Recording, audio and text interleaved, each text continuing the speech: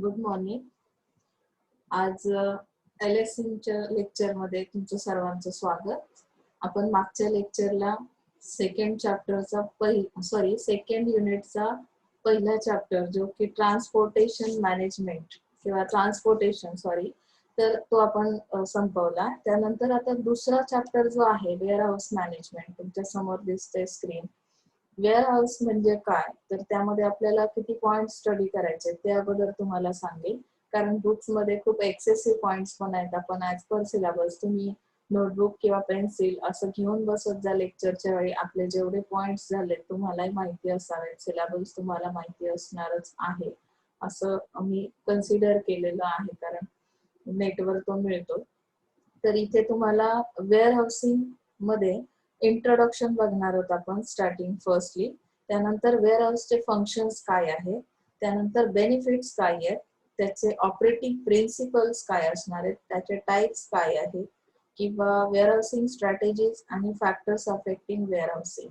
तर अशा पद्धतीने आपण जवळजवळ 5 ते 6 पॉइंट स्टडी करणार आहोत. त्याच्यामध्ये छोटे छोटे चॅप्टर, 4 चॅप्टर आहेत प्रत्येक युनिट मध्ये. त्यामुळे आपला आता हा सेकंड चॅप्टर सुरू आहे सेकंड युनिट मधला. ओके, सो आपल्याला सगळ्यात सुरुवातीला हे माहिती असणं गरजेचं आहे की वेअर हाऊस म्हणजे नक्की काय असतं.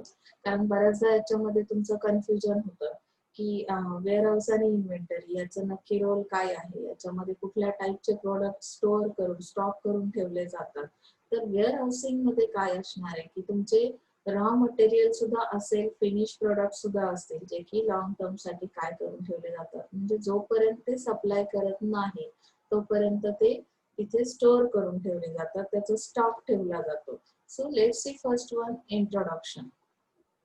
Warehouse can play a key role in integrated logistics strategy. म्हणजे काय की इंटिग्रेटेड लॉजिस्टिक स्ट्रॅटेजी म्हणजे कुठली स्ट्रॅटेजी असेल तर लॉजिस्टिक मध्ये जेवढे काही ऍक्टिव्हिटीज आहेत किंवा लॉजिस्टिक मध्ये जेवढ्या लॉजिस्टिक रिलेटेड ऍक्टिव्हिटीज आपण करणार आहोत त्याचं सर्वांचं इंटिग्रेशन आहे. हे integration and it's building and maintaining good relationship.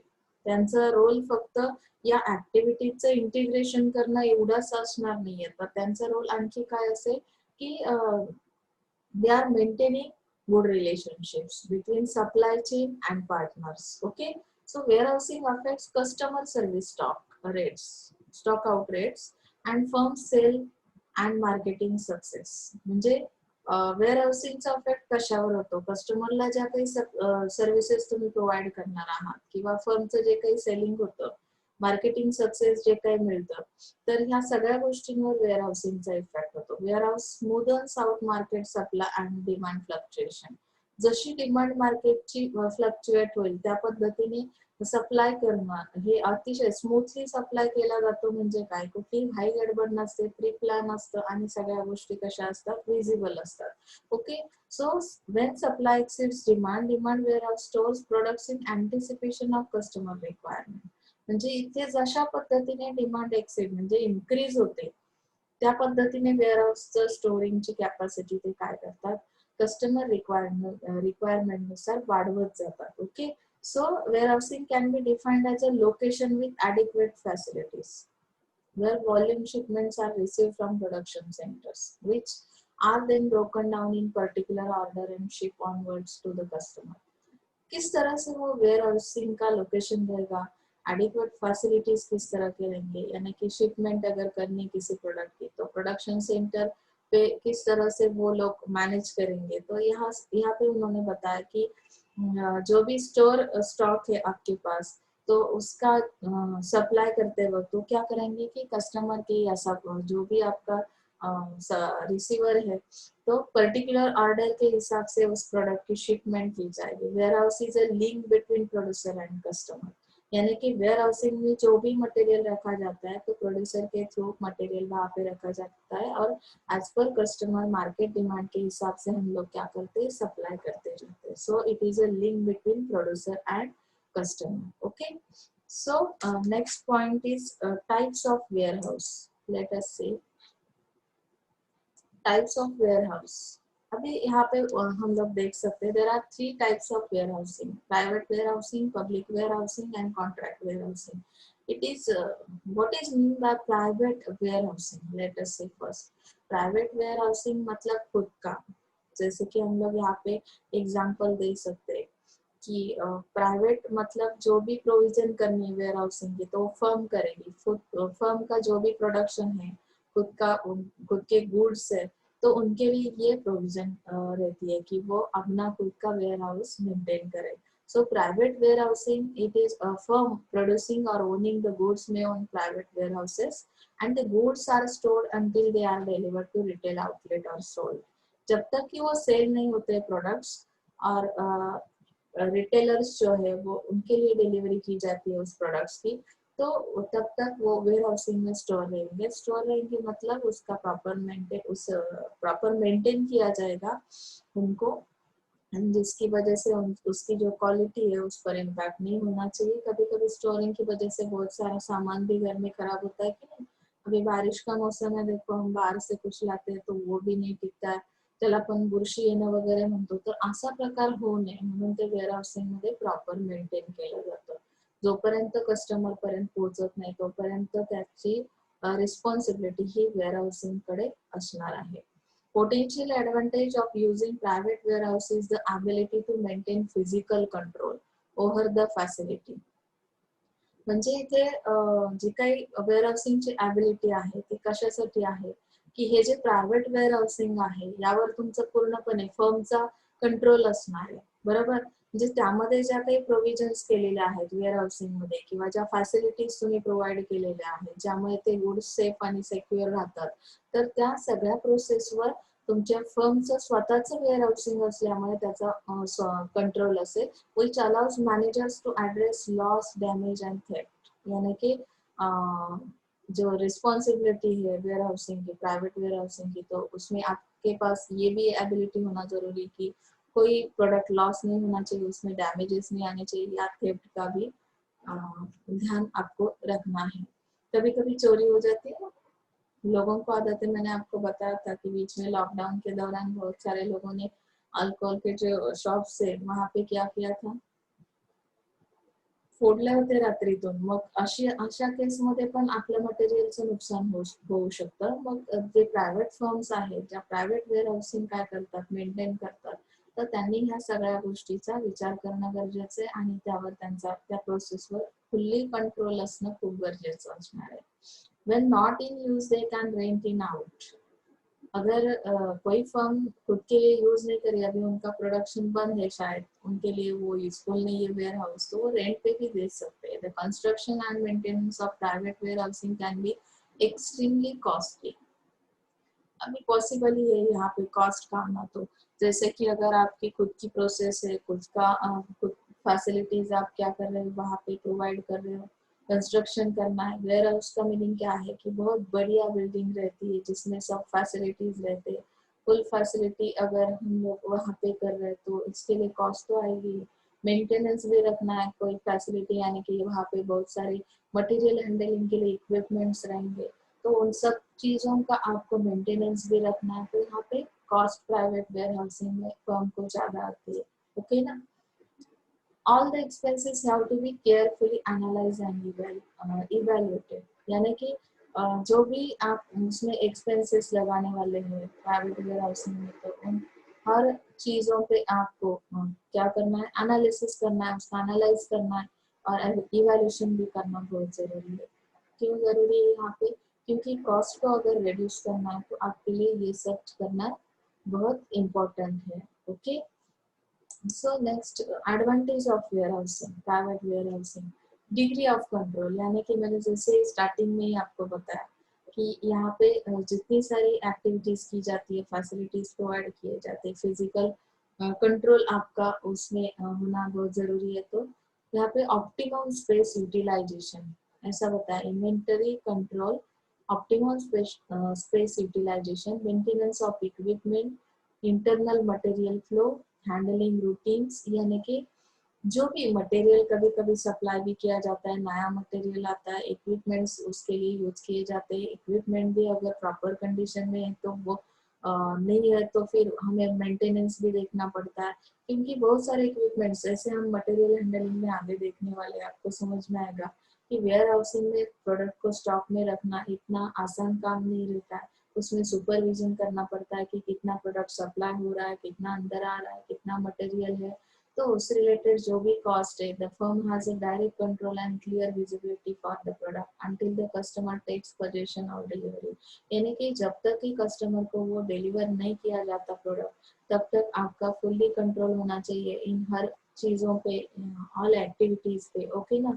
So flexibility क्या है, एडवांटेज है।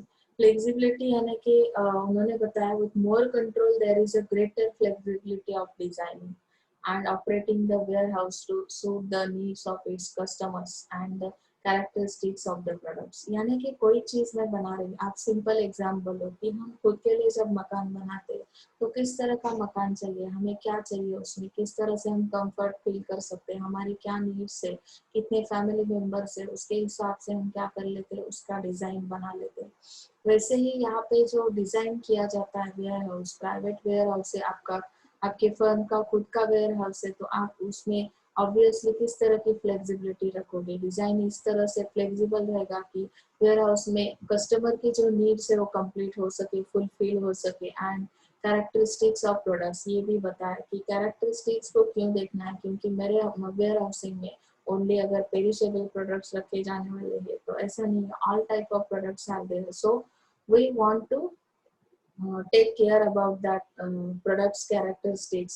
So the characteristics of products यानी यहाँ पे प्रोडक्ट्स किस टाइप के हैं, उसका अगर मुझे स्टॉक रखना है तो किस तरह से मैं प्रोविजन कर सकती हूँ। तो फ्लेक्सिबिलिटी क्यों रखेंगे हम लोग, कभी कभी पेरिशेबल प्रोडक्ट्स भी रहेंगे या डेली प्रोडक्ट्स भी रहेंगे, एफएमसीजी के प्रोडक्ट्स रहेंगे, कभी रॉ मटेरियल रहेगा, तो उस हिसाब से मैं उसके लिए स्पेस अवेलेबल करूंगी और डिजाइनिंग में उस तरह की फ्लेक्सिबिलिटी रहेगी। In addition, the warehouse can also be modified through expansion or renovation। यानी कि किस तरह से वेयर हाउस को बढ़ाना है, रिनोवेशन करना है, प्रोडक्ट का अगर चेंजेस कोई भी आता है तो which is not possible on public warehouse. यानी कि एक सेकेंड टाइप जो हम देखने वाले public warehouse, public warehouse में इस तरह के प्रोविजन या फ्लेक्सिबिलिटी आपको नहीं मिलेगी। क्यों? क्योंकि वो पब्लिक के लिए बनाया जाता है, रेगुलर बेस पे बनाया जाता है। जैसे कि हम अगर रेंट पे कोई मकान ले रहे हैं तो वहाँ पे उस तरह का डिजाइन तो नहीं रहता जिस तरह के हमारे नीड्स है, उन लोगों ने उनके लिए बनाया रहता है, लेकिन वो हमें अगर रेंट पे दे रहे हैं तो हमें एडजस्ट करना पड़ता है। उस तरह पब्लिक वेयर हाउसिंग में भी एडजस्टमेंट रहती है। तो यहाँ पे जो वेयर हाउस है, प्राइवेट वेयर हाउस, खुद का वेयर हाउस है, तो यहाँ पे एक्सपांशन और renovation to facilitate product changes. यानी कि जिस तरह के प्रोडक्ट आएंगे, प्रोडक्ट में चेंजेस होगा, प्रोडक्ट में मॉडिफिकेशन होगा, उस तरह से हमें हमारी कैपेसिटी को बढ़ाना है, एक्सपांशन रखना है, उसमें रिनोवेशन करना है स्ट्रक्चर में। उस तरह की फ्लेक्सिबिलिटी हम क्या करेंगे, कस्टमर के लिए या प्रोड्यूसर के लिए दे सकते हैं प्राइवेट वेयर हाउसिंग के थ्रू। ओके ना। So less costly in the long run. अगर मुझे लॉन्ग टर्म तक इसका यूज करना है तो कॉस्ट कम आएगी, क्योंकि स्टार्टिंग में कंस्ट्रक्शन या मेंटेनेंस की कॉस्ट तो बहुत बढ़िया रहेगी। एक बार आप उसमें काम करते गए तो फर्म को अचीवमेंट मिलते जाएंगे। उसका यूटिलाइजेशन कितना हो रहा है उसके हिसाब से उसकी ऑपरेटिंग कॉस्ट बहुत कम बताई है उन्होंने। देखो, operating cost can be 15 to 25% lower if the company achieves proper utilization। यानी कि कॉस्ट को अगर लोअर करना है तो उसका प्रॉपर यूटिलाइजेशन करना बहुत जरूरी है। This is impossible if the firm achieves at least 75% utilization. If not it will be best to use public warehousing. यानी कि आपका अगर 75% यूटिलाइजेशन नहीं हो रहा है तो आप प्राइवेट वेयर हाउसिंग के अलावा कौन सी सर्विस ले सकते हैं, तो पब्लिक वेयर हाउसिंग आपके लिए सुटेबल रहेगा। क्योंकि अगर उसका यूज नहीं हो रहा है, प्रॉपर यूज ना होने की वजह से कभी कभी इक्विपमेंट्स खराब हो जाते हैं। जैसे कि हम लोग भी घर में अगर कोई चीज का यूज नहीं करते, बहुत दिनों से हमने वैसे के वैसे स्टोर रखी है, तो उसका मेंटेनेंस बढ़ता है, वहाँ पे कॉस्ट, ऑपरेटिंग कॉस्ट जो है वो बढ़ जाती है। तो इसकी वजह से उन्होंने बताया कि less costly in the long term. Okay ना। So better use of human resource. अभी यहाँ पे जो ह्यूमन रिसोर्स हम लोग यूज करते हैं तो उसका यूज किस तरह से किया जाता है। देखो, there is a greater care in handling and storage when the firm's own workforce operates a warehouse। and this means that company can utilize the expertise of its technical specialist. क्योंकि वहाँ पे जो चीज एक जगह से दूसरी जगह पे मूव करते हैं हम लोग, वहाँ पे हेवी मटेरियल रहता है, बहुत बार हमें उसे बहुत ऊंचाई से नीचे लेना पड़ता है, कभी कभी सप्लाई करते वक्त जब लोड किया जाता है प्रोडक्ट को, तो at that time you have to use experts because of what, अगर टेक्निकल पर्सन नहीं है वहाँ पे, स्पेशलिस्ट नहीं है, तो प्रॉपर मटेरियल को हैंडल नहीं कर पाएंगे और इसकी वजह से प्रोडक्ट को डैमेज हो सकता है और आपको लॉस उठाना पड़ सकता है। तो यहाँ पे better use of human resource, यानी कि जो भी आपके पास ह्यूमन रिसोर्स है उसका प्रॉपर यूटिलाइजेशन करो, बेटर यूज करो और उसके नॉलेज का हम क्या कर सकते हैं, यहाँ पे बेनिफिट ले सकते हैं। ओके, सो टैक्स बेनिफिट मतलब क्या है कि यहाँ पे जो बिल्डिंग बनाई जाती है, इक्विपमेंट्स रहते हैं, तो उसके लिए टैक्स बेनिफिट मिलता है। ये खुद के लिए आप बना रहे हो ना, तो इसमें टैक्स पे नहीं करना पड़ेगा, आपको अलाउंसेस पे नहीं करने पड़ेंगे। बिल्डिंग रिलेटेड यानी कंस्ट्रक्शन जो बनाया जाता है और इक्विपमेंट्स उसके लिए जो नेसेसरी है, जैसे हमें होम लोन फैसिलिटी मिलती है, उसकी वजह से हमें टैक्स से हम लोग बच सकते हैं, ये सब लोगों को पता है। इस तरह से ये प्राइवेट वेयर हाउसिंग का है। उसका डिसएडवांटेज भी बताया, क्यों कॉस्टली एंड लेस फ्लेक्सिबल है ऐसा। अगेन वो लोग पहले तो फ्लेक्सिबिलिटी एक्सप्लेन की, अभी लेस फ्लेक्सिबल क्यों बता रहे, क्योंकि एक कॉस्टली भी है, क्योंकि अगर आप कंस्ट्रक्शन का मेंटेनेंस का अगर एक्सपेंस देखते हैं तो बहुत बढ़िया रहता है फर्म के लिए। And this means that in short run the private facility can not expand और कॉन्ट्रैक्ट टू मीट इंक्रीजेस और डिक्रीजेस इन डिमांड। यानी कि शॉर्ट रन के लिए अगर आप कोई बिजनेस कर रहे हो, स्टोरिंग का काम कर रहे हो, तो जो फैसिलिटीज है it can not be expand, physical facilities. यानी कि कोई अगर सप्लायर आपके यहाँ पे क्या कर रहा है कि बहुत शॉर्ट टर्म के लिए उसका प्रोडक्ट रखता है स्टोरिंग के लिए, तो हम उसकी वजह से तो कोई फैसिलिटी इंक्रीज नहीं कर सकते। अगर लॉन्ग टर्म के लिए है तो भी, तो ही हम उसके बारे में सोच सकते हैं, क्योंकि शॉर्ट टर्म के लिए इतना इन्वेस्टमेंट करना हमारे लिए आसान नहीं रहता। So it is a less flexible and it loses flexibility in its strategic location option. They can't change quickly to rapid changes in the market size, location and preferences. यानी कि स्ट्रैटेजी को change करना इनको इतना आसान नहीं रहता, क्यों, क्विकली वो रिस्पॉन्स नहीं दे सकते। मार्केट की साइज किस तरह से बढ़ रही है, लोकेशन कौन से इस पे है, तो इन सारी चीजों को चेंज करना इतना आसान नहीं रहेगा। मार्केट का प्रेफरेंस क्या है, किस तरह से उनको स्टोरिंग की कैपेसिटी किस तरह की चाहिए, किस तरह का एनवायरनमेंट उनके लिए जरूरी है, तो हमें डायरेक्टली चेंज करना इतना आसान नहीं होता। So it is a costly and less flexible. High opportunity cost, अभी यहाँ पे हाई रिस्क क्यों है, return on investment on other investment may be greater if funds are channeled into other profit generating opportunities. And besides, there is also potential probability of not being able to sell the warehouse in the latter period due to its customized design. यानी कि यहाँ पे जो भी investment की जाती है, अगर उसका हम लोग क्या कर रहे हैं, एक funds our channel into other profit generating opportunities, यानी कि उसके लिए अगर आपको कोई अदर अपॉर्चुनिटी मार्केट में मिलती है, प्रॉफिट जिसकी वजह से मिलेंगे, तो आप लोग क्या करोगे कि उसके लिए प्रेफरेंस दिया जाएगा। फंड्स को हम कहाँ पे इन्वेस्ट करेंगे, जहाँ से हमें क्या मिलता है, प्रॉफिट ज्यादा मिलता है। तो यहाँ पे हमने जितनी सारी इन्वेस्टमेंट वेयर हाउसिंग में की है, तो उसे कस्टमाइज डिजाइन में कन्वर्ट करना इट इज नॉट पॉसिबल, क्योंकि यहाँ पे हाई रिस्क रहते हैं। ओके ना, हाई अपॉर्चुनिटी रिस्क, कॉस्ट और high risk. Next one, high startup cost, ये तो हमने पहले से ही देखा। प्राइवेट वेयर हाउसिंग है, it generate enough capital to build और बाय अ वेयर हाउस। अभी उसके लिए प्लेस चाहिए, बहुत बढ़िया बिल्डिंग रहती है, यानी कि बहुत स्पेस उसके लिए आपको चाहिए।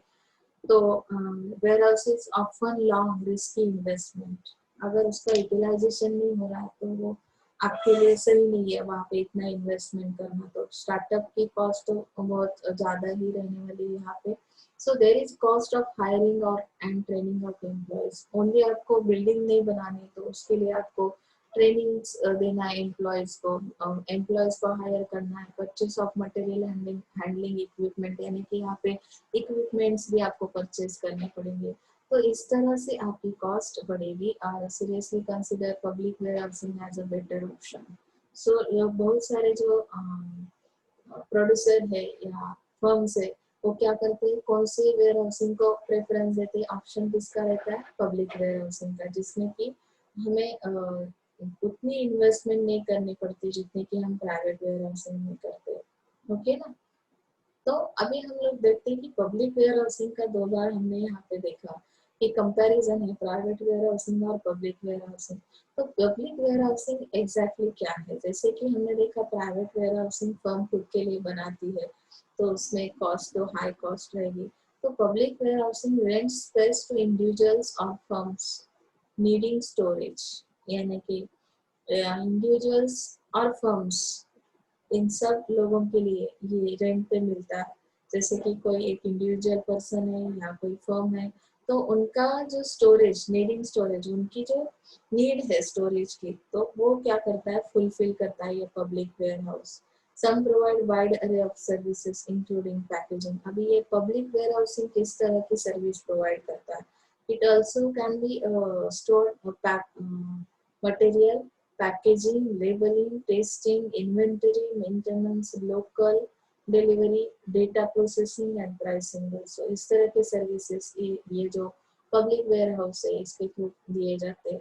तो यहाँ पे हम देख सकते हैं सेकेंड पॉइंट में, all the foregoing cost factors operating public warehousing as well and but in public warehousing expenses are distributed over several other consignments of other clients। यानी कि यहाँ पे बहुत सारे क्लाइंट्स के प्रोडक्ट स्टॉक में रखे जाएंगे क्योंकि ये पब्लिक वेयर हाउस है, ये किसी एक के लिए नहीं बना है।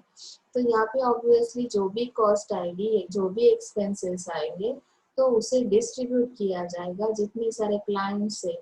तो कंसाइनमेंट्स मतलब जितने सारे क्लाइंट्स के गुड्स है उनमें ये एक्सपेंस डिस्ट्रीब्यूट किया जाएगा। तो ऑब्वियसली यहाँ पे किसी एक इंडिविजुअल पर्सन या फर्म पे उसका बर्डन नहीं रहने वाला।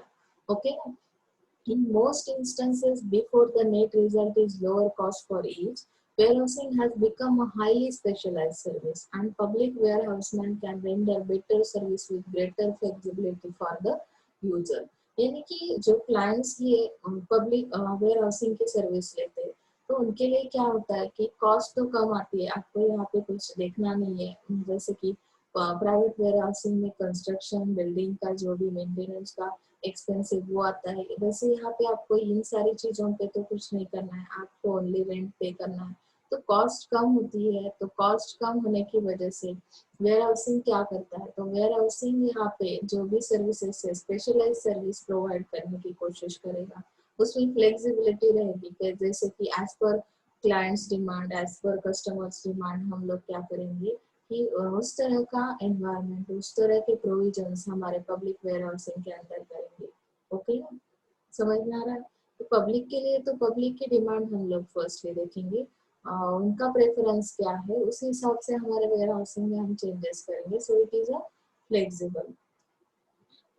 Company running a private warehouse will have to compare cost incurred with the total figure of the complete service through public warehouse। यानी कि दो चीजों को, दो वेयर हाउस को अगर हम कंपेयर करते हैं तो उसमें पब्लिक वेयर हाउस में आने वाली कॉस्ट कैसी है, कम रहेगी। ओके। एडवांटेज क्या है पब्लिक वेयर हाउसिंग के, व्हाट इज द एडवांटेज। तो यहाँ पे फर्स्ट वन दिया है, zero capital investment in warehousing. यहाँ पे आपको कैपिटल इन्वेस्टमेंट नहीं करनी है, जैसे कि बिल्डिंग के लिए, मटेरियल हैंडलिंग के लिए इक्विपमेंट्स या startup cost of operations, hiring employees और उनके लिए ट्रेनिंग। तो ये सब चीजें आपको करने की जरूरत नहीं है, ये आपका खुद का तो नहीं है पब्लिक वेयर हाउस। यहाँ पे ओनली आपको रेंट देना है from the user to do one's own warehousing. So यहाँ पे जीरो कैपिटल इन्वेस्टमेंट है। It provides capability to expand market, यानी कि companies that are expanding public warehousing provides economical and practical means to reach out to new markets। यानी कि यहाँ पे आपको जीरो कैपिटल इन्वेस्टमेंट है तो ऑब्वियसली उतने एक्सपेंसेस आप लोग कहाँ पे लगा सकते हैं कि मार्केट के लिए। जो अगर आपको नया मार्केट कोई चाहिए तो हमें एक्सपांड करना है मार्केट को, जो भी कस्टमर हमारे पास अभी तक है तो बहुत सारे कस्टमर के डिमांड्स बढ़ाने हैं, बहुत सारे कस्टमर को सेल करना है हमारा प्रोडक्ट। तो उसके लिए हम लोगों को जो प्रॉफिट मिलता है, इकोनॉमिकल प्रॉफिट और प्रैक्टिकल प्रॉफिट, ये पब्लिक और वेयर हाउसिंग की सर्विस लेने की वजह से मिलता है। तो इसकी वजह से ये पॉसिबल है कि एक्सपांड करना मार्केट को। एडजस्ट फॉर सीजनैलिटी, अभी सीजनैलिटी को किस तरह से एडजस्ट किया जाता है? फर्म्स ऑपरेशंस हैज सीजनैलिटी, यानी कि सीजनल प्रोडक्ट्स आप प्रोडक्शन कर रहे हो, then having public warehouse allows the user to rent as much of warehouse space during peak season। यानी कि आपकी जिस तरह की नीड है एज अ क्लाइंट, तो उस तरह से फर्म का ऑपरेशन अगर सीजनल है तो फिर पब्लिक वेयर हाउस में उस तरह से आप क्या कर सकते हो, सीजनल प्रोडक्ट रख सकते हो और उतने टाइम के लिए आपको रेंट देना पड़ेगा। तो यहाँ पे ज्यादा कुछ आपको करने की जरूरत नहीं है। ये पब्लिक वेयर हाउसिंग क्या करता है, एडजस्ट कर लेता है सीजनैलिटी को। रेड्यूस रिस्क, अभी जैसे कि रिस्क कम क्यों है? There is no commitment of funds in public warehouse. The user firm can switch to another facility in a short period of time, often within 30 days. Moreover, if there is another attractive location which may have a lower rent, the user firm can easily switch warehouse. अगर हम भाड़े के घर में रहते हैं तो आपको भी पता है ना, जैसे कि हमें अगर अच्छा नहीं लग रहा, फैसिलिटीज अच्छे नहीं, पानी नहीं आता है नल में, इलेक्ट्रिसिटी का भी प्रॉब्लम है, बहुत सारे प्रॉब्लम है, तो हम लोग छोड़ सकते हैं ना, ऐसा कुछ नहीं। वैसे ही यहाँ पे है, अगर ये पब्लिक वेयर हाउस है, आपको अगर उसका उसमें उतना सेटिस्फेक्शन नहीं मिल रहा है, आपको फैसिलिटीज और चाहिए, किसी और लोकेशन पे भी कोई और वेयर हाउस है पब्लिक वेयर हाउस, तो आप लोग स्विच कर सकते हैं इजीली। तो यहाँ पे लो रिस्क है, यानी कि आपने जितने दिन के कॉन्ट्रैक्ट किया या जितने दिन आप रेंट पे कर रहे हो सीजनल प्रोडक्ट के लिए, नेक्स्ट सीजन में हम लोग दूसरा वेयर हाउस देखेंगे, पब्लिक वेयर हाउस, ओके ना। सो स्विचिंग हो सकता है यहाँ पे। Gain access to special features and services, यहाँ पे स्पेशल फीचर्स दिए पब्लिक वेयर हाउसिंग के, उसमें क्या आता है देखो, temperature control, cool and cold storage, temperature maintain किया जाएगा, जिस तरह का आपका प्रोडक्ट है उस तरह से प्रॉपरली मेंटेन किया जाएगा। क्रेन कैपेबिलिटीज है कि हेवी प्रोडक्ट्स भी आते हैं तो भी हम लोग क्या कर सकते हैं, मूवमेंट कर सकते हैं। Guard service around the clock, यानी गार्ड की सर्विस भी प्रोवाइड की जाएगी because of the attractive facilities और अम्युनिटीज, यानी सुविधा ज्याला आपण म्हणतो, फॅसिलिटीज तुम्हाला काय केल्या जातील, प्रोव्हाइड केल्या जातील, हे त्याचे स्पेशल फीचर्स आहेत। त्या ग्रेटर फ्लेक्सिबिलिटी हाय पॉइंट त्याचा आहे, कारण की यामध्ये सांगितलंय owing a long term lease on a warehouse is a huge liability and there is a huge opportunity cost on changing the warehouse if business conditions make it necessary for the change. Thus public warehouse is better since there is only short term contract and the short term commitments. Flexibility की वजह से मैंने बताया पहले भी, public warehousing में अगर आपको अच्छा नहीं लग रहा है तो आप लोग किसी कम रेंट में अगर आपको अवेलेबल होता है दूसरे लोकेशन पे दूसरा पब्लिक वेयर हाउस, तो आप स्विच कर लेते हो। तो फ्लेक्सिबल ऐसा है, मतलब ऐसा कोई जरूरी नहीं है कि आप लॉन्ग टर्म तक इनके साथ ही काम करो। तो इस तरह से इसकी लायबिलिटी है। सेकेंड थिंग ये है specific knowledge of cost for storage and handling. यहाँ पे company use public warehouse, it knows how much exactly spent on storage and handling cost. यानी कि अगर आपकी फर्म है और पब्लिक वेयर हाउस में क्या रखती है कि आपके प्रोडक्ट स्टोर किए जा रहे हैं, तो मंथली आपके प्रोडक्ट के स्टोरेज के लिए जितने सारे एक्सपेंसेस आते हैं, जैसे कि कितना स्टोरेज पे आपका एक्सपेंस है, हैंडलिंग के लिए कितनी कॉस्ट आती है, तो इसका मंथली बिल क्या किया जाता है, डिस्प्ले किया जाता है, किसके थ्रू, उस पब्लिक वेयर हाउस के थ्रू। तो यहाँ पे नेसेसरी इंफॉर्मेशन जितनी है बिल रिलेटेड, आपके एक्सपेंस रिलेटेड, तो वो प्रोवाइड की जाती है। तो आपके पास हैंडलिंग का पूरा नॉलेज रहता है, कितनी कॉस्ट आती है उसका नॉलेज रहता है। अभी इस पब्लिक वेयर हाउस के कुछ डिसएडवांटेजेस भी दिए हैं। कम्युनिकेशन प्रॉब्लम है यहाँ पे, कोई एक कंप्यूटर या इनकम्पैटिबल कंप्यूटर ऐसा बताया उन्होंने, टर्मिनल्स, यानी कि एंडिंग में जितना टाइम पीरियड के लिए आपने स्टॉक रखा है, एंडिंग में अगर आपकी सिस्टम प्रॉपर वर्क नहीं कर रही है तो शायद कस्टमर के लिए कम्युनिकेशन करना आपको पॉसिबल नहीं रहेगा कि उस प्रोडक्ट रिलेटेड इंफॉर्मेशन जो कि आपके कंप्यूटर में है वो अगर बंद है, सिस्टम अगर आपकी प्रॉपरली काम नहीं कर रही है, तो एंडिंग में आपको ये सारे problems, communication related problems face करने पड़ेंगे। अभी उसका सेकेंड डिसएडवांटेज क्या है, लैक ऑफ स्पेशलाइज्ड सर्विसेज। अभी यहाँ पे पब्लिक को कंसिडर करके हमने कॉमनली सबको एक साथ हमें सर्विस प्रोवाइड करनी है, तो उस तरह के प्रोविजंस हमारे वेयर हाउसिंग में, पब्लिक वेयर हाउसिंग में रहते हैं। अगर यहाँ पे किसी एमएनसी को क्या करना है कि ये पब्लिक वेयर हाउसिंग की सर्विस लेनी है और स्पेशल फैसिलिटीज उनके लिए चाहिए, तो ये पॉसिबल नहीं होगा पब्लिक वेयर हाउसिंग के थ्रू, क्योंकि उनकी रिक्वायरमेंट बहुत ज्यादा रहेगी। एमएनसी को रिक्वायर्स मोर स्पेशलाइज्ड सर्विसेज, सो ये लैक ऑफ स्पेशलाइज्ड सर्विसेज है इसमें। एमएनसी को जितना चाहिए उस तरह की प्रोविजन हम लोग उसमें नहीं कर सकते, ये पब्लिक वेयर हाउसिंग है। Space may not be available, यानी कि ये जो पब्लिक वेयर हाउसिंग है, space may not be available anywhere from wants it. A shortage of space can happen in some places, especially during peak season, and this may affect the firm adversely. यानी कि जिस तरह की space आपके mind में रहती है, company को अगर पब्लिक वेयर हाउसिंग की सर्विस लेनी है तो आपके हिसाब से स्पेस वो अवेलेबल नहीं कर सकते, क्योंकि उन्होंने कुछ फिक्स डिजाइन बनाए रहते हैं जो पीक आवर्स के लिए वहाँ पे यूज करने, तो आपके हिसाब से आप चॉइस नहीं कर सकते। ओके, सो स्पेस में नॉट बी अवेलेबल। अभी कॉन्ट्रैक्ट वेयर हाउसिंग है, आपको कॉन्ट्रैक्ट के बारे में तो पता है, कॉन्ट्रैक्ट मतलब क्या रहता है कि हम एग्रीमेंट कर लेते हैं। वैसे यहाँ पे बताया कि contract warehousing is a specialized form of public warehousing. Public warehousing का ये स्पेशल फॉर्म है, यानी कि अगर आपको कॉन्ट्रैक्ट किया जाता है तो हम लोग क्या करते हैं, उस कॉन्ट्रैक्ट के दौरान हम लोग वहाँ पे स्टॉक मटेरियल रख सकते हैं। In addition to warehousing activities, such warehousing provides combination of integrated logistic services, यानी कि यहाँ पे जो एक्टिविटीज किए जाते हैं उसमें भी logistic integrated logistical services provide किए जाते हैं कॉन्ट्रैक्ट वेयर हाउसिंग में।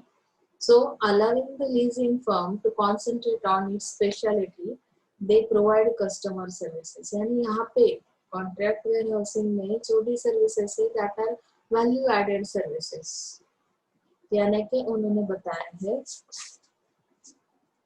कि जो भी सर्विस दी जाएगी उसमें स्पेशलिटी सर्विसेज ऐड किए जाएंगे। कुछ तो स्पेशल है उसकी वजह से तो हम कॉन्ट्रैक्ट करते हैं उनके साथ, ओके ना। सो एडवांटेज क्या दिए, gives long term contract. Long term service अगर लेनी है तो ये पॉसिबल है हम कॉन्ट्रैक्ट वेयर हाउस के साथ काम करें। Operated by specialized third party, इसके जो ऑपरेशन है वो कोई थर्ड पार्टी करता है, यानी कि यहाँ पे प्रोड्यूसर कोई और है, कस्टमर कोई और है, और यहाँ पे जो काम करने वाला है वो थर्ड पार्टी है जिसके साथ हमने क्या किया है, जो ऑपरेशंस कर रहा है जिसके, तो उसके साथ हम कॉन्ट्रैक्ट कर लेते हैं as a producer. So customize services space over a long term, यानी कि कस्टमर सर्विस को हम लॉन्ग टर्म तक क्या कर सकते हैं, यहाँ पे ले सकते हैं। Contract for either an entire building or for a defined fixed portion of square foot or cubic foot space। यानी कि कॉन्ट्रैक्ट किस तरह से किया जाता है, जैसे कि पूरी बिल्डिंग का स्पेस आपको चाहिए या फिक्स किसी एक प्रोपोर्शन में आपको किसी स्क्वायर फीट में वो एग्रीमेंट किया गया है, कॉन्ट्रैक्ट किया गया है, तो स्पेस को आप उतने टाइम पीरियड के लिए आपके फर्म के प्रोडक्ट्स के लिए यूज कर सकते हैं, ओके ना। सो डिसएडवांटेज भी देख सकते हैं आप लोग यहाँ पे कॉन्ट्रैक्ट वेयर हाउसिंग के। In case of contract warehousing, the lessee and और द क्लाइंट, जो भी इसकी सर्विस लेने वाला है that is called the client, it's expected to enter into contract for a specific period of time। यानी कि इसको टाइम पीरियड फिक्स रहता है, इसमें फ्लेक्सिबिलिटी नहीं रहती है। एक बार आपने एग्रीमेंट किया, एक बार कॉन्ट्रैक्ट बना, तो उस टाइम पीरियड के जो भी एक्सपेंसेस है, सॉरी जो भी रेंट है वो आपको पेड करना पड़ता है। The duration of contract is generally 3 years, यानी कि इसका लॉन्ग टर्म का अगर ड्यूरेशन देखा जाए कॉन्ट्रैक्ट वेयर हाउसिंग का तो 3 years तक रहता है maximum. Public warehouse allows to client to store goods for both short and long periods of time।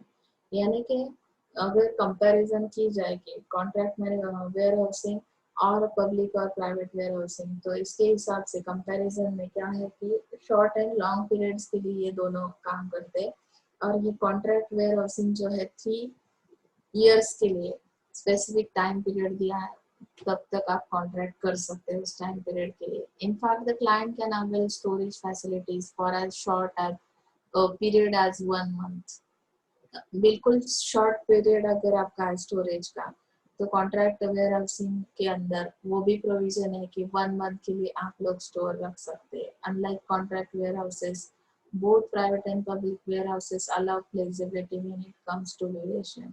Duration के हिसाब से जो कॉन्ट्रैक्ट वेयर हाउसिंग है इतना सुटेबल नहीं एज कम्पेयर टू प्राइवेट और पब्लिक वेयर हाउस. ओके ना. सो नेक्स्ट थिंग हम लोग देख सकते हैं, इसका नेक्स्ट पॉइंट है बेनिफिट्स.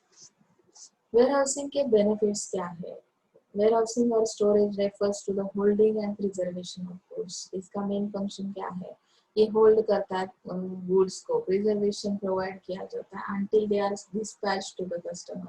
जब तक कि ये प्रोवाइड नहीं किए जाते, सप्लाई नहीं किया जाता इस गुड्स का कस्टमर के लिए, तब तक डिस्पैच की प्रोसेस तक हम लोग उसे होल्ड करना, प्रिजर्वेशन करना, वेयर हाउसिंग का ये काम है. Storage enables a firm to carry on production in anticipation of demand in future.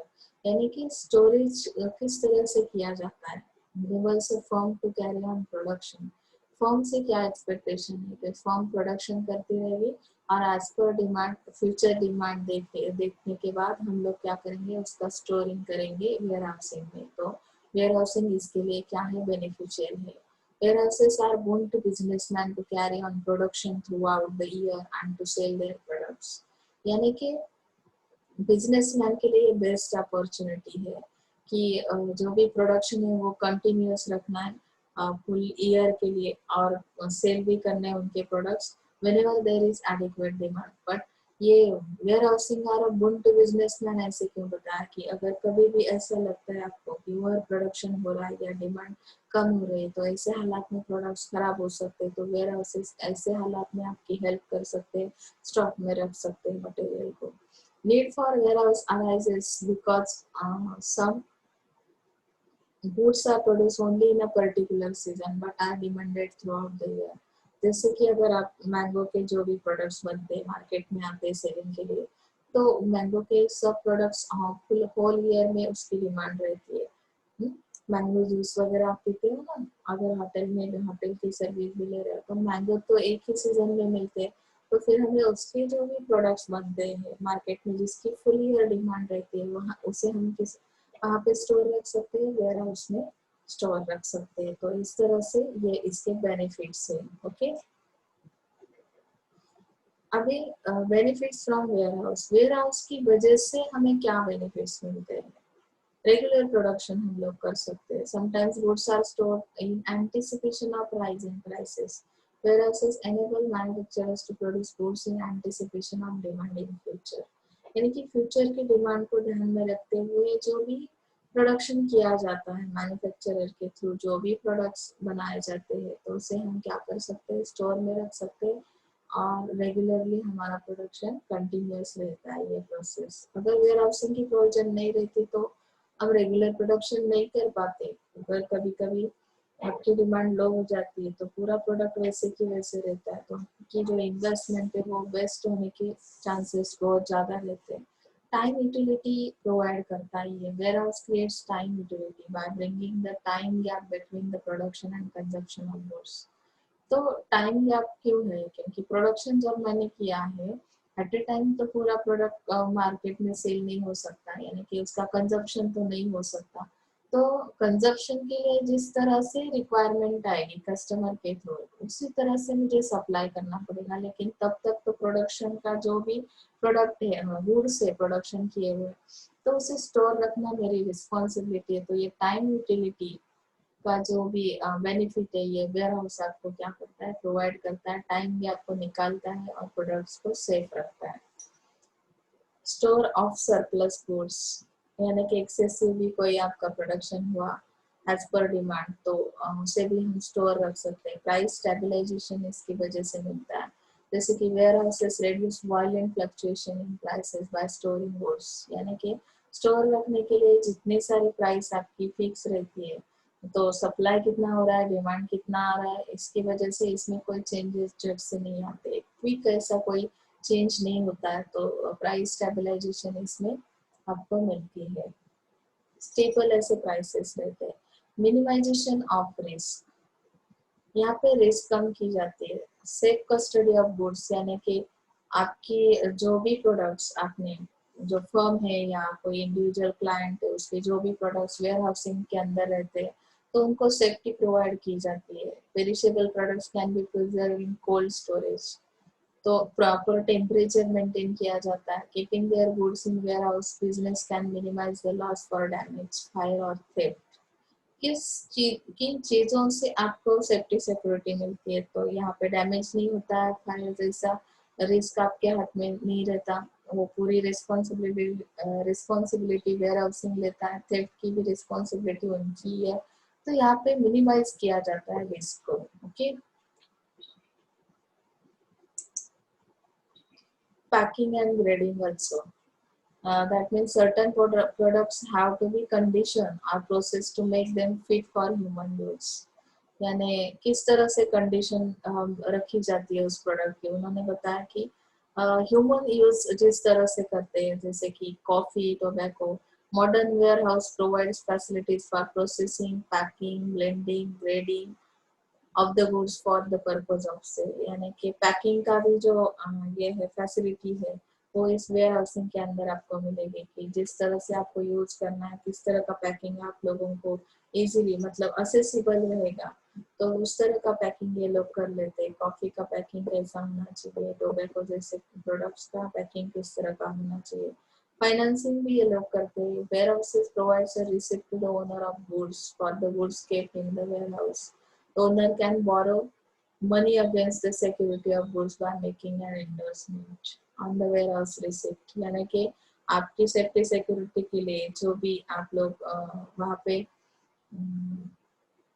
Investment करते हो या पेड करते हो, तो उसके लिए रिसिप्ट मिलती है आपको। तो यहाँ पे उन्होंने बताया in some countries warehouse authorities advance money against the goods deposited in the ware house.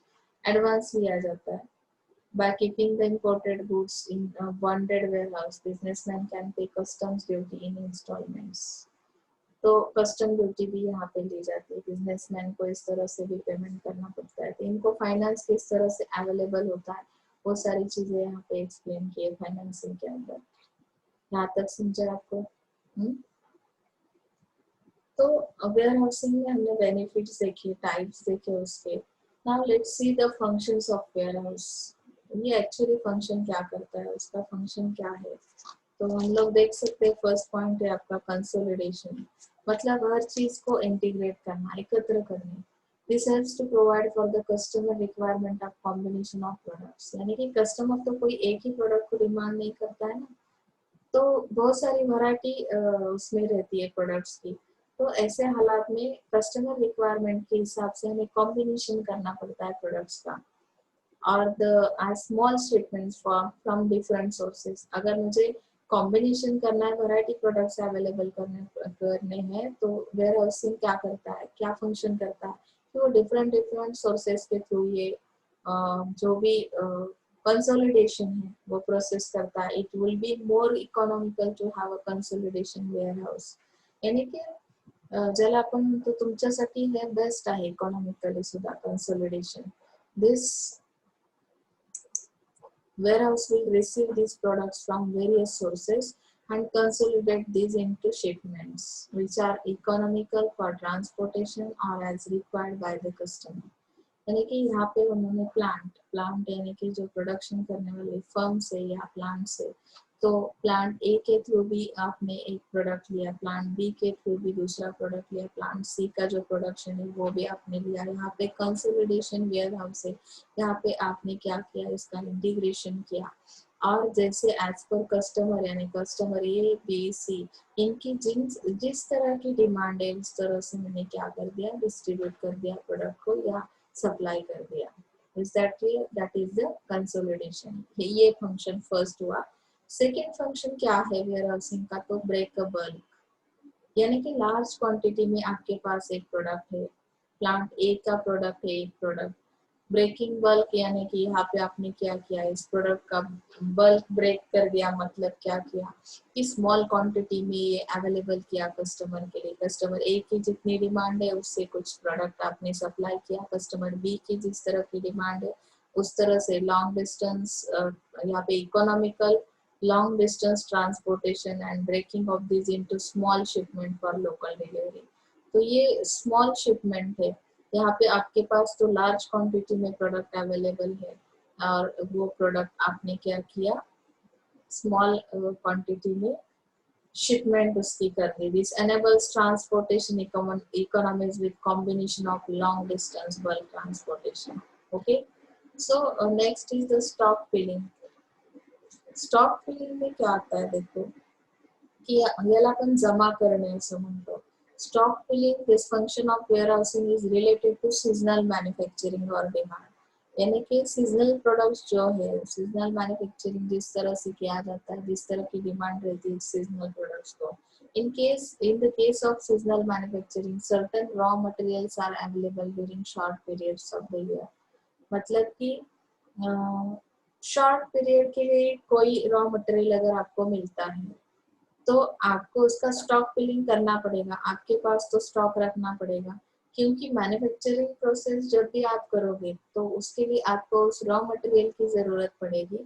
तो हमें क्या करना पड़ता है, वो रॉ मटेरियल स्टॉक में रखना पड़ता है, क्योंकि सीजनल मैन्युफैक्चरिंग और डिमांड की वजह से ये फंक्शन आता है। तो एग्जाम्पल के बाद आपको समझ में आएगा। An example is mango pulp processing. On the other hand, certain products like woolens are required seasonally but are produced throughout the year and thus need to be stock filled as such। समझ में आया कि mango तो उसका season तो manufacturing कब होता है, उसका सीजन है, उसका एक समर सीजन जिसमें आपको मैंगोज अवेलेबल रहते हैं, लेकिन डिमांड तो फुल ईयर की है। तो मुझे क्या करना है कि उसका स्टॉक करके रखना है, स्टॉक फिलिंग करना है, जिसकी वजह से मैं क्या कर सकूंगी, पूरे ईयर के लिए वो सप्लाई कर सकूंगी। ओके, क्रॉस स्टॉकिंग ये एक आपको एग्जांपल दिया है और उसका फंक्शन है। This type of facility enables receipt of full shipments from a number of suppliers and generally manufacturers and direct distribution to different customers without storage। As soon as the shipments are received, these are allocated to the respective customers and are moved across to the vehicle for the onwards. अभी यहाँ पे आप cross docking की exam जो diagram है वो देख सकते हैं, इसकी वजह से आपको आइडिया मिलेगी कि किस तरह का फंक्शन करता है वेयरहाउसिंग। वेयरहाउसिंग के लिए उन्होंने बताया कि ये डिस्ट्रीब्यूशन सेंटर है। तो यहाँ पे डिस्ट्रीब्यूशन सेंटर पे कौन से प्लांट से या कौन से फर्म्स ने उनके प्रोडक्ट्स स्टोर रखे। प्लांट ए के भी प्रोडक्ट है, प्लांट बी यानी कंपनी बी के भी है, कंपनी सी के भी प्रोडक्ट है। यहाँ पे यहाँ से डिस्ट्रीब्यूट करना है तो मुझे क्या करना है कि क्रॉस डॉकिंग किया जाएगा कि कस्टमर ए को कौन सा प्रोडक्ट चाहिए वो दिया जाएगा, कस्टमर बी के लिए दिया जाएगा। तो यहाँ पे शिपमेंट किस तरह से टू द रिस्पेक्टिव कस्टमर किस तरह से फैसिलिटीज अवेलेबल किए जाएंगे, तो वो हम यहाँ पे क्रॉस डॉकिंग में देख सकते हैं। प्रोडक्ट का मिक्सिंग किस तरह से किया जाएगा कि मिक्स प्रोडक्ट अगर आपको सेल करने हैं वेयरहाउसिंग के थ्रू, ये भी आपका रोल है या फंक्शन है वेयरहाउसिंग का। प्लांट ए बी सी के आपने क्या कर लिया, यहाँ पे प्रोडक्ट डी आपके पास है।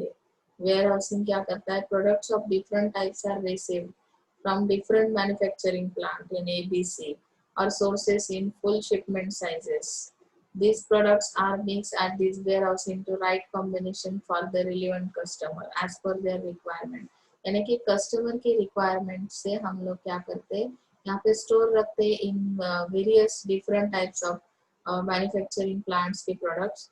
एंड कस्टमर भी देख सकते हैं आप, कस्टमर WXYW यानी कि उसमें भी कैटेगरी है, मतलब ABCD की, किसी को ए कैटेगरी के प्रोडक्ट चाहिए, किसी को बी टाइप के, किसी को सी। यानी ये जो कस्टमर का ग्रुप है इसके अंदर भी वैरायटी प्रोडक्ट्स है। तो इस तरह से ये वैरायटी प्रोडक्ट्स हम लोग क्या करेंगे, इसका सप्लाई करेंगे। That means it is called product mixing. ये भी वेयरहाउसिंग का फंक्शन है। पोस्टपोनमेंट की जाती है, यानी कि this functionality of warehousing enables postponement of commitment of products to the customers until orders are received from them.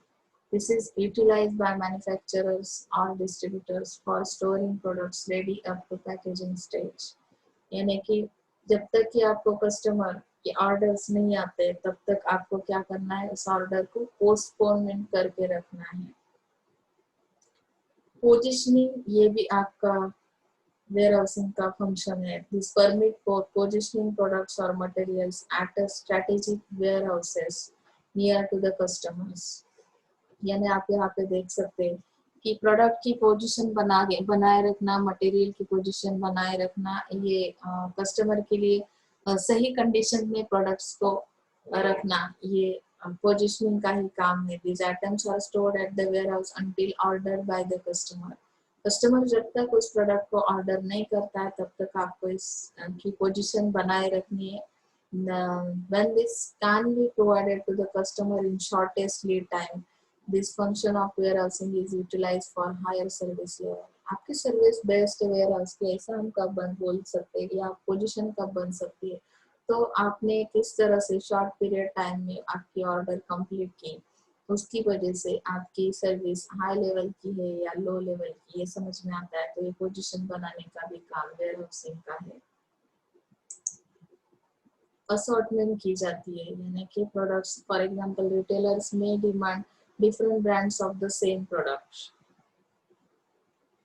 in small quantities rather than larger quantities of the single brand। यानी कि एक ही brand के अलग अलग जो products है, small quantity या big quantity या एक्सपेन्सिव्ह या लो एक्सपेन्सिव्ह, तो इसकी असॉर्टमेंट यानी एकत्रीकरण करणं म्हणतो त्याला, त्या पद्धतीने केले जातं। डिकपलिंग केलं जातं। During manufacturing operation, lead times may differ in order to enable production economies. Thus, the batch size and lead time of production may differ in consecutive operations, and this decoupling of operation requires intermediate storage of materials। यानी कि lead time अलग अलग है। Manufacturing process complete होने के लिए हर एक product के लिए डिफरेंट टाइम पीरियड लगता है। तो हमें क्या करना है कि बैच वाइज क्या करना है, उसका प्रोडक्शन करना है कि एक बैच का ऑपरेशन कंप्लीट हुआ, सेकेंड बैच के लिए कितना टाइम लगेगा। तो इस तरह से हम सप्लाई कर सकते हैं प्रोडक्ट को। तो यहाँ पे जो भी ऑपरेशन है उसमें डीकपलिंग करना, ये भी वेयरहाउसिंग का फंक्शन है। सेफ्टी स्टॉकिंग करना, ये भी फंक्शन है। Okay, so next we have to see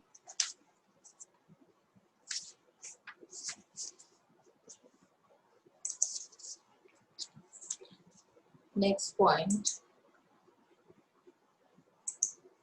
हम लोग एज पर सिलेबस पॉइंट्स देख रहे हैं, तो आप लोग भी उसी तरह से नोट्स बनाना। वेयरहाउस की डिजाइन क्या है, तो उसका भी एक पॉइंट है हमें शायद, वेयरहाउस डिजाइन।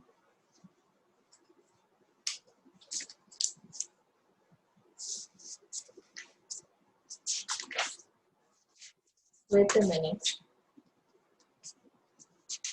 वेयरहाउस डिजाइन का पॉइंट नहीं है, हमें ऑपरेटिंग प्रिंसिपल्स है। नेक्स्ट पॉइंट है, ये है point, operating principles, layout and design principles. हर चीज के लिए कुछ ना कुछ प्रिंसिपल्स का होना जरूरी है कि किस तरह से हम रूल्स एंड रेगुलेशंस बनाएं, किस तरह से हमारे ऑपरेशंस कंप्लीट करें, ये बहुत जरूरी रहता है मार्केटिंग में या बिजनेस में। कोई भी बिजनेस आप करते हो तो उसके प्रिंसिपल्स का होना बहुत जरूरी है, जिसकी वजह से हम एथिकल मैनर यूज कर सकते हैं और प्रॉपर मैनेजमेंट कर सकते हैं। तो इसके लिए ये जो डिजाइन बनाया जाता है वेयरहाउसिंग का, उसके ऑपरेटिंग प्रिंसिपल्स क्या है। We first consider some general layout design principles and then examine layout in the context of the space category previously. The most commonly accepted warehouse design and layout principles are as follows. So let us see first one.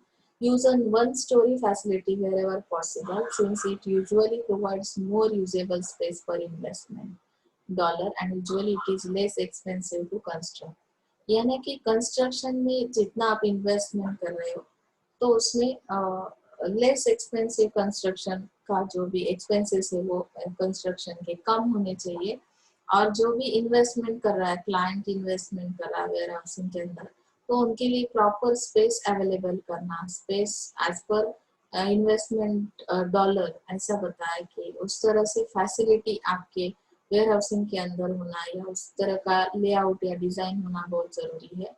Second thing क्या है principal की, तो use straight line और direct flow of goods. ज्याला आपण म्हणतो नाकासमोर चालणे, straight line और डायरेक्ट फ्लो, यानी कि जिस तरह से आपके पास प्रोडक्ट्स आ रहे हैं उस तरह से आपको कंटिन्यू रखना है ऑपरेशंस को and out of warehouses to avoid back tracking, यानी कि पास्ट में क्या हुआ था, back do not go back, यानी कि पास्ट के बारे में नहीं सोचना है।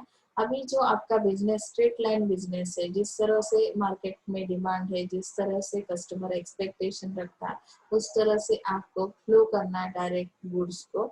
ये सेकंड प्रिंसिपल है आपका। प्रिंसिपल थर्ड प्रिंसिपल बता रहा है, principle is to use efficient materials handling equipment, यानी एफिशिएंट क्यों होने चाहिए। वो एक मशीन है जो उसके फंक्शंस तो है कि क्विक रिस्पांस देता है, क्विक मटेरियल को एक जगह से दूसरी जगह जाता है, लेकिन ऐसा अगर उसका परफॉर्मेंस नहीं, तो आपको ऐसे मटेरियल हैंडलिंग के लिए इक्विपमेंट नहीं यूज करने, क्योंकि आपके ऑपरेशंस उतने एफिशिएंटली कंप्लीट नहीं होंगे।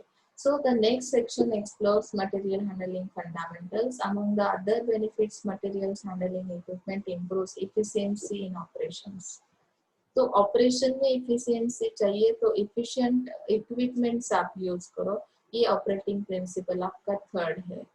नेक्स्ट आपका प्रिंसिपल फोर्थ प्रिंसिपल क्या कहता है कि it's to use an effective storage plan on the warehouse. Effective storage करना है तो किस तरह से हम लोग गुड्स को प्लेस कर सकते हैं, तो maximize warehouse operations and avoid inefficiencies. जो भी कमियां है आपके अंदर उसे इम्प्रूव करो, अवॉइड करो और वेयर हाउसिंग के ऑपरेशंस मैक्सिमाइज करो। इस तरह से हम लोग क्या कर सकते हैं, इफेक्टिव स्टोरेज कर सकते हैं। And we are trying to utilize existing space as completely. जितनी भी स्पेस आपको अवेलेबल है वेयर हाउसिंग के अंदर, तो उसका प्रॉपर यूटिलाइज करना है, इफेक्टिवली यूज करना है और असेसिबल रखना है हर चीज।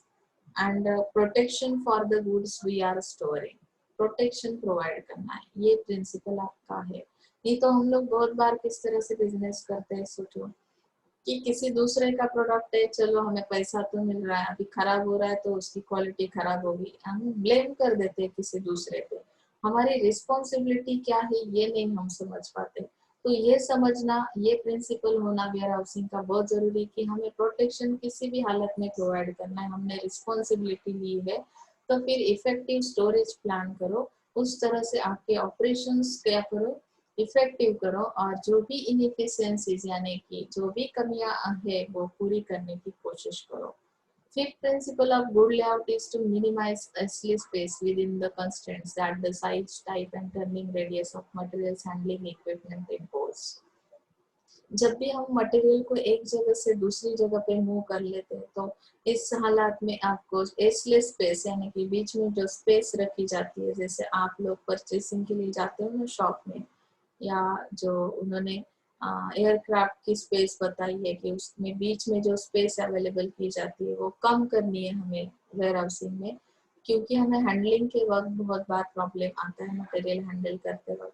We must also consider the products and constraints they impose, यानी कि प्रोडक्ट्स को किस तरह के प्रॉब्लम्स फेस करने पड़ेंगे उस वजह से, वो ध्यान में रखते हुए हमें एसलेस स्पेस रखनी है। ये हमारा प्रिंसिपल है। Principle is sixth principle is to make maximum use of building height. अभी हाइट जितनी है आपकी वेयर हाउसिंग बिल्डिंग की, तो उसका यूटिलाइज किस तरह से किया जाएगा, तो utilize the buildings cubic capacity effectively, यानी कि एक दूसरे मतलब एक फ्लोर पे और दूसरा फ्लोर, दूसरे फ्लोर पे तीसरा, यानी कि हम उतनी कैटेगरी प्रोडक्ट्स उतनी स्पेस अवेलेबल कर लेते, तो यूटिलाइज किया जाता है प्रॉपर उसके हाइट को। सिक्स का हुआ this usually requires integration with materials handling, यानी कि मटेरियल हैंडलिंग की प्रोसेस को इंटीग्रेट किया जाता है इस प्रिंसिपल के थ्रू। एक साथ कैसे हम लोग सोच सकते हैं कि इसका डिजाइनिंग कैसे हो सकता है, कि अगर मूव करना है तो कैसे करेंगे, स्टोर कितने दिन के लिए रखना है, एक जगह से दूसरी जगह पे मूवमेंट करनी है, तो इस तरह से हमारा लेआउट या डिजाइन वेयर हाउसिंग का होना बहुत जरूरी है। तो स्ट्रेटेजीज कुछ है जैसे मार्केटिंग स्ट्रेटेजीज हम लोगों ने स्टडी की है, वैसे वेयर हाउसिंग के स्ट्रेटेजीज भी दी है। प्रेजेंट सिनर्जीज यानी कि उन्होंने बताया customers are more comfortable when suppliers maintain inventory in nearby location। यानी कि लोकेशन का जो भी है, तो नियर बाय लोकेशन आपका अगर है वेयर हाउसिंग का, तो उस तरह से वो सर्विस ज्यादा फेमस पॉपुलर हो सकती है। ये स्ट्रेटेजी है। Products and customer that benefit from local presence, यानी कि लोकल डिमांड कितनी है, उसका लोकेशन कहाँ पे है, उस तरह से ये हमें बेनिफिट प्रोवाइड करेगा। तो इसमें उन्होंने बताया कि ये प्रेजेंट सिनर्जीज ये एक स्ट्रेटेजी है वेयर हाउसिंग की। सेकेंड स्ट्रेटेजी क्या है, इंडस्ट्री स्ट्रेटेजी सिनर्जीज, यानी कि इसमें दिया है एग्जाम्पल दिया है, देखो firms in the grocery business often receive substantial benefits when they share public warehouse facilities और with other suppliers serving the same industry. यानी कि ये इंडस्ट्री सिनर्जी क्या कहती है कि आपको रिलेशनशिप मेंटेन रखनी है, आपको क्या करना है। तो industry synergies refer to the operating benefits, यानी कि आप जब भी पब्लिक वेयर हाउसिंग की फैसिलिटी लेते हो या कॉन्ट्रैक्ट वेयर हाउसिंग की फैसिलिटी लेते हो, तो उसमें बहुत सारे क्लाइंट्स, बहुत सारे फर्म्स, इंडस्ट्रीज क्या करते हैं कि अपने प्रोडक्ट स्टॉक मटेरियल में रखते हैं। तो उनके साथ आपकी सप्लायर्स के साथ क्या बनती है, एक रिलेशनशिप बनती है, मेंटेन रखनी है वो, जिसका बेनिफिट हमें क्या हो सकता है, प्रोडक्ट को सप्लाई करने के लिए हो सकता है। ओके ना। सो ये स्ट्रेटेजी है वेयर हाउसिंग की। ऑपरेटिंग फ्लेक्सिबिलिटी रखना ये भी एक रिस्पॉन्सिबिलिटी है कि कस्टमर के नीड्स क्या है, प्रोडक्ट किस तरह का है, उस तरह से अगर हम प्रोविजन करते हैं, फ्लेक्सिबिलिटी रहती है हमारे ऑपरेशन के अंदर, तो शायद कस्टमर सेटिस्फाइड हो सकता है, क्लाइंट सेटिस्फाइड हो सकता है। सो there are many public and contract warehouse operations that have demonstrated substantial flexibility and responsiveness। तो मोस्ट ऑफ देम कौन से वेयर हाउसेस ये स्ट्रेटेजी यूज कर लेते हैं, पब्लिक और कॉन्ट्रैक्ट वेयर हाउस, वो ऑपरेशंस फ्लेक्सिबल रखते हैं। लोकेशन फ्लेक्सिबिलिटी भी है। अभी इसमें क्या दिया है देखो, it refers to the ability to quickly adjust warehouse location and number in accordance with seasonal or permanent demand। यानी कि जिस तरह से आपकी डिमांड है, आपकी एबिलिटी फ्लेक्सिबिलिटी है, तो उस तरह से लोकेशन फ्लेक्सिबिलिटी भी दो। लोकेशन में क्या दिया है, for example in season demand for agricultural chemicals requires that warehouses to be located near market that allow customer pickup। यानी कि एग्रीकल्चरल की डिमांड है, एग्रीकल्चरल केमिकल्स की, तो लोकेशन कहाँ पे है, और उसमें अगर फ्लेक्सिबिलिटी नहीं है तो कस्टमर पिकअप नहीं कर पाएगा आपका उस प्रोडक्ट्स को। सो ये लोकेशन फ्लेक्सिबिलिटी। स्केल इकोनॉमीज में क्या बताया देखो, it refers to the abilities to reduce material handling and storage through application of advanced technology। यहाँ पे एडवांस टेक्नोलॉजी की वजह से ये स्केल इकोनॉमी स्ट्रेटेजी चलती है कि इसका अगर हम यूज ज्यादा करेंगे तो यहाँ पे मटेरियल हैंडलिंग के लिए आपकी कैपेसिटी इंक्रीज हो जाएगी। ज्यादा से ज्यादा आप इक्विपमेंट्स का यूज करोगे, स्टोरेज कैपेसिटी उतनी ज्यादा बढ़ेंगी, तो आपको ये इकोनॉमिकल बेनिफिट मिल सकता है। नेक्स्ट आपका लास्ट पॉइंट है अभी, warehouse decisions, factors for warehousing. तो किस तरह के फैक्टर्स है, warehousing decision play an important role in logistic management. Warehousing का होना लॉजिस्टिक में तो होना बहुत जरूरी है, इम्पोर्टेंट है, ऐसा हम क्यों कह सकते। तो लॉजिस्टिक मैनेजर अगर जितने सारे डिसीजंस लेता है उसके अंदर वेयर हाउसिंग का भी एक डिसीजन उसे लेना पड़ता है, तो किस तरह से डिसीजन लेगा वेयर हाउसिंग के लिए, या कौन से फैक्टर्स के बारे में वो सोच सकता है। तो उसके लिए प्लान करना पड़ेगा टाइप्स ऑफ वेयर हाउसेस, हम किस टाइप के, मतलब कितने टाइप स्टडी किए आज, public warehouse, private warehouse और कॉन्ट्रैक्ट वेयर हाउसिंग, तो उसके बारे में सोचना है। मैनेजर को क्या सोचना है कि वेयर हाउसिंग में अगर मुझे प्रोडक्ट रखना है तो कौन से टाइप की सर्विस मैं ले सकता हूँ, कौन से टाइप का जो फैसिलिटी हो मेरे प्रोडक्ट के लिए जरूरी है। नंबर ऑफ वेयर हाउसेस वो देखना है, वेयर हाउस का लोकेशन देखना है, अगर नियर बाय है तो वो कस्टमर के लिए भी बेनिफिशियल रहेगा जहाँ से हम सप्लाई करेंगे। लेआउट एंड डिजाइन को भी देखना है, किस तरह से स्पेस अवेलेबल की जाती है वेयर हाउसिंग में, किस तरह का डिजाइन है जिसकी वजह से डैमेज नहीं होगा या उसे उसके लिए प्रॉपर सेफ्टी सिक्योरिटी मिलेगी, ये भी डिजाइनिंग के थ्रू हम लोग देख सकते हैं। Size of warehouse, size को फिर देखना है कि मैक्सिमम लॉन्ग टर्म के लिए अगर हमें प्रोडक्ट रखना है तो ऐसे हालात में साइज की कमी की वजह से डैमेज हो सकता है प्रोडक्ट, बार बार अगर मूव कर लिया जाता है साइज कम होने की वजह से, तो हमें साइज का भी स्टडी करना है वेयर हाउसिंग के। Size of warehouse depends on various factors like capital, land acquisition cost, nature of product, government formalities and regulations.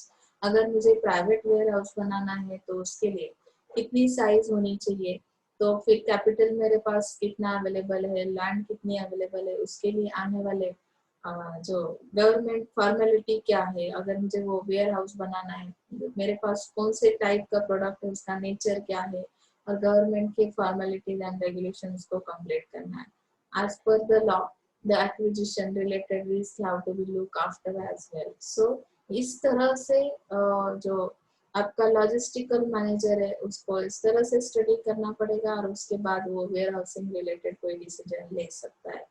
आपको यहाँ तक समझा है वेयर हाउसिंग? यहाँ पे हमारा जो सेकेंड चैप्टर है सेकेंड यूनिट का वेयर हाउसिंग पूरा हो रहा है, तो इसके साथ जो क्वेश्चनरी है वो आपको कंप्लीट करनी है। ओके, ये असाइनमेंट है आपके लिए। जैसे जैसे मैं आगे जाऊंगी वैसे वैसे आप अपना काम कंप्लीट करते जाओ। So thank you so much. यहाँ पे रुकते हैं, नेक्स्ट इसमें हम लोग स्टडी करने वाले अभी third chapter material handling. Okay, so thank you.